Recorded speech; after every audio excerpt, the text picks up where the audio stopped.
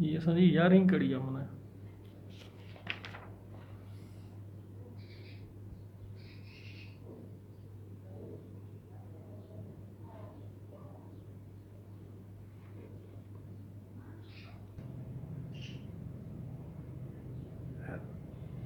मुंहिंजो नालो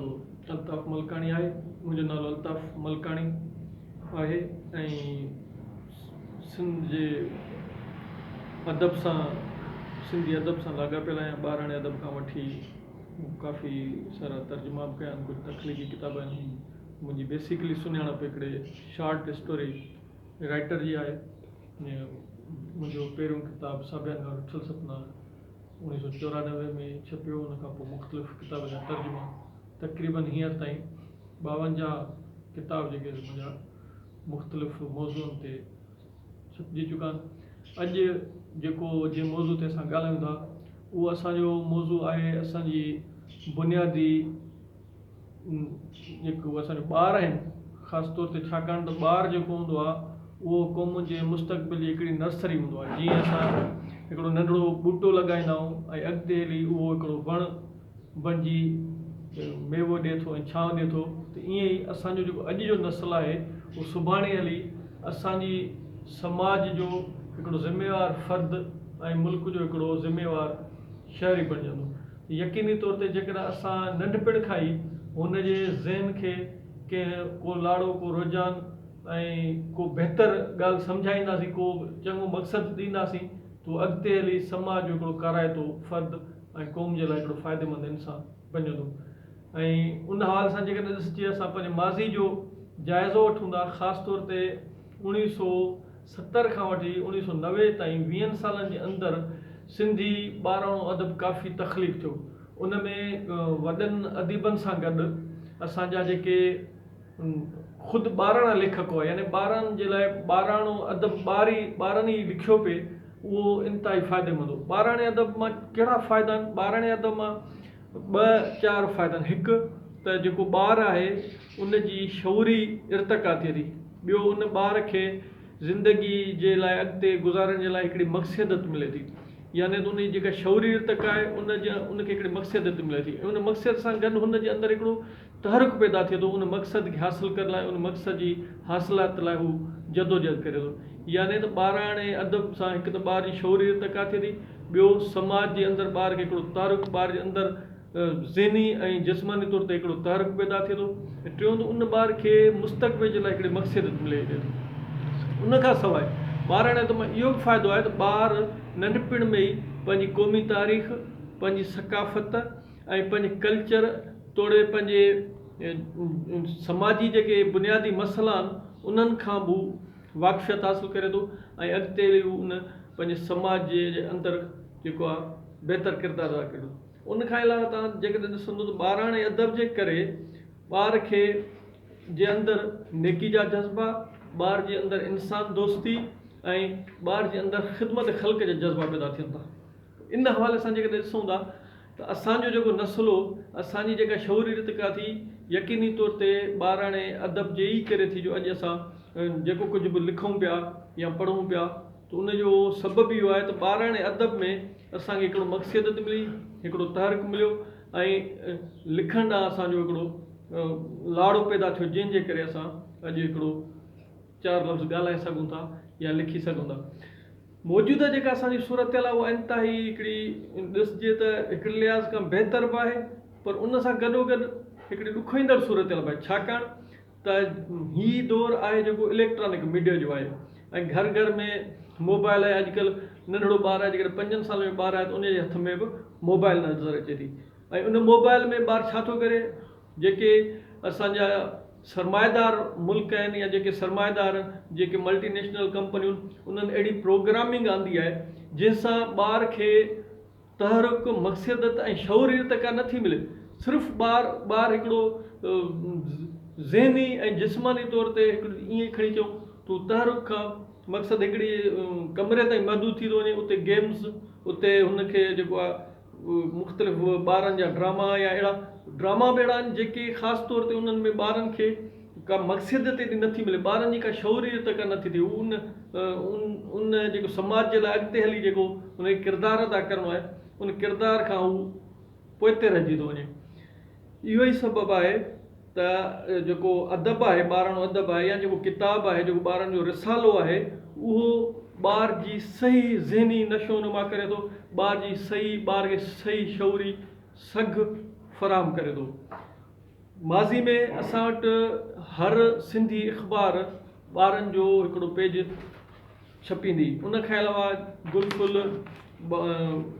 ऐं लाट ऐं इसरार शाम कढंदो, सिंधी ॿारड़ा, उन खां अलावा ॿिया बि काफ़ी अहिड़ा खोड़ सारा जेके ॿाराणा किताब हुआ, जेके हीउ लाट रिसालो आहे जेको असां 92-93 जे दौर में मुख़्तलिफ़ दोस्तनि जी टीम सां गॾिजी करे हिनखे असां शाये कयो, ऐं हिन पंहिंजो उन दौर में ॿारनि जी शौरी इर्तिक़ा में वॾो किरदारु अदा कयो। ख़ासि तौर ते अॼुकल्ह जा जेके काफ़ी अहिड़ा नाले चढ़िया अदीब आहिनि, जिन में असांजो दोस्त आहे तारिक कुरैशी आहे, नसीर मेमून आहे, ॿिया काफ़ी अहिड़ा दोस्त आहिनि जिन इन रिसाले में लिखियो, ऐं इन रिसाले मां ई हू अॻिते हली हुननि में उहा शौरी ऐं सघ पैदा थी, जिन अॻिते हली बाइकादे हिकिड़ो पंहिंजो समाज जे अंदरि हिकिड़ो काराइतो किरदारु अदा कयो ऐं तमामु बहितरीनु किरदारु अदा कयो। अहिड़ी तरह जेके लाट जे जेको रिसालो हो, उहो बहैसियत हिकिड़े इदारे जे ॼण त हलियो पिए, उन समाज जे अंदरि काफ़ी हिकिड़ो दोस्तनि जी शौरी इर्तिक़ा कई, ऐं उहे दोस्त अॻिते हली समाज जे अंदरि हिकिड़ा सुठा लेखक बणिया, हिकिड़ा सुठा समाजी माण्हू बणिया, जिन बाइकादे पंहिंजे के मक़सद खे नज़र में। अहिड़ी तरह उन दौर जो हिकिड़ो सिंधी अदबी बोर्ड पारां ॿाराणो रिसालो गुलफुल निकिरंदो, उन गुलफुल बि काफ़ी ॿारनि जे अंदरि पंहिंजो किरदारु अदा कयो, ऐं ॿारनि में जेको आहे अदब ॾांहुं लाड़ो ऐं पंहिंजे सकाफ़त कल्चर ॾांहुं तारीख़ ॾांहुं ॿारनि जे अंदरि हिकिड़ो रुझान पैदा कयो, ॿारनि उन में दिलचस्पी अची, ॿारनि न रुॻो उन्हनि रिसालनि खे पढ़ियो, पर ॿारनि उन्हनि रिसालनि में लिखण जी प्रैक्टिस कई, कंहिं शाइरी कई, कंहिं मज़मून लिखियो, कंहिं कहाणी लिखी, ऐं उहा प्रैक्टिस हुई, उहा ॿारनि जी जेका लिखणियूं शाया थियूं, उन्हनि ॿारनि जी हिमत अफ़ज़ाई कई, ॿारनि में हिकिड़ी ख़ुशी ऐं ॿारनि में हिकिड़ी तख़लीक़ी जज़्बो पैदा कयो, जंहिंजे करे उहे ॿार अॼु जा काफ़ी मशहूरु अदीब जेके बणिजी विया। उन खां अलावा अख़बारूं जेके हुयूं, ख़ासि तौर ते जेका हिलाल पाकिस्तान हुई, उहा हिकिड़ो ॿारनि जो पेज कढंदी, आफ़्ताब अख़बार हुई, उहा ॿारनि जो हिकिड़ो पेज कढंदी, इबरत अख़बार हुई, उहा ॿारनि जो पेज कढंदी। ईअं मुख़्तलिफ़ सिंधी अख़बारुनि बि सिंधी ॿाराणे अदब जी इर्तिक़ा में तमामु बहितरीनु किरदारु अदा कयो, ऐं उन किरदार जे नतीजे में ई असांजे जेको 70-90 वारो ॾहाको आहे, उन 20 सालनि जे अंदरि जेको असांजो नओं नस्ल जवान थियो, उन सियासी समाजी ऐं अदबी हवाले सां पंहिंजो हिकिड़ो सुठो किरदारु अदा कयो। मौजूदा सूरत हाल में असां वटि हिकु त सिंधी ॿाराणे अदब जी इंतिहाई खोट आहे, छाकाणि त जेको बि असांजो वॾो अदीब आहे या नाले चढ़ियो अदीब आहे, उहो ॿारनि जे लाइ लिखण लाइ तयारु कोन्हे। जॾहिं त माज़ी में मिर्ज़ा कलीज बेग हो, उस्मान दीपलाई हो,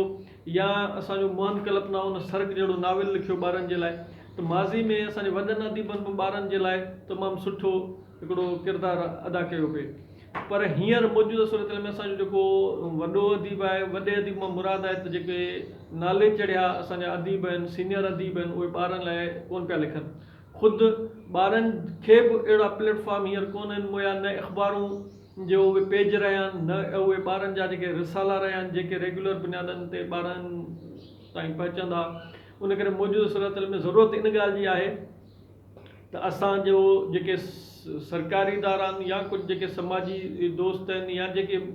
बाशूर दोस्त आहिनि, या जेके पब्लिकेशन्स आहिनि मुख़्तलिफ़ प्राइवेट पब्लिकेशन, उन्हनि बि ॿारनि जा उन पैमाने ते किताब शाया न कया आहिनि जंहिं पैमाने ते अचणु खपनि। उन्हनि असांजे जेके पब्लिशर आहिनि, वॾा वॾा इदारा आहिनि, जेके 3-4 प्राइवेट इदारा, उन्हनि बि ॿाराणे अदब ते तमामु घटि कमु कयो आहे। उन्हनि तर्जुमनि ते या ॿिए अदब ते तमामु सुठो कमु कयो आहे, पर ॿाराणे अदब जे हवाले सां माना उन्हनि जेके प्राइवेट पब्लिकेशन्स आहिनि, उन्हनि बि तमामु घटि कमु कयो आहे, जंहिंजे करे ज़रूरत इन ॻाल्हि जी आहे त छाकाणि त ॿाराणे अदब ॿार जेको आहे उनखे जॾहिं नंढपिण खां ई हिकिड़ो आइडियल किरदारु मिली थो वञे त ॿार उन जहिड़ो थियो। इहो ई सबबु आहे त असांजे जेके यूरोपी मुल्क आहिनि, उन्हनि हिकिड़ा अहिड़ा ख़याली किरदार पैदा कया जेके ॿारनि जा आइडियल, जीअं सुपरमैन आहे, बैटमैन आहे, ॿिया काफ़ी अहिड़ा जिन ते कार्टून सीरीज़ बि हलनि थियूं, त उन्हनि में ॿारनि खे सबक़ इहो ॾिनो थो बाबा नेकी ऐं इंसान दोस्ती जेको आहे उहा सही रुख आहे, ऐं उन हिकिड़ो जेको हीरो आहे समाज जो सही हीरो जेको आहे उहो इंसान दोस्त, ख़िदमत ख़ल्क़ ऐं क़ौम दोस्त हुजणु खपे। इहा जेका तालीम आहे, या जॾहिं ॿार जो जेको आइडियल किरदारु आहे हिकिड़ो इंसान दोस्त,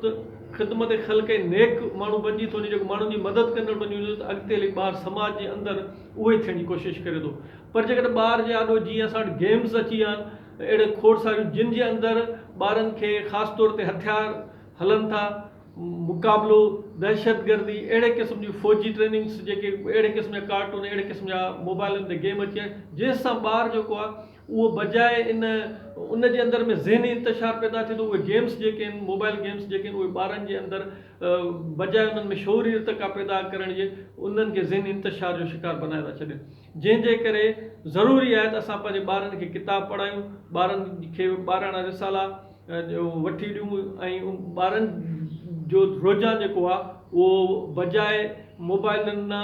ऐं गेम्स करण जे ॿारनि में असां पढ़णु ऐं पढ़ाइण जो रुझान पैदा कयूं, लिखण जो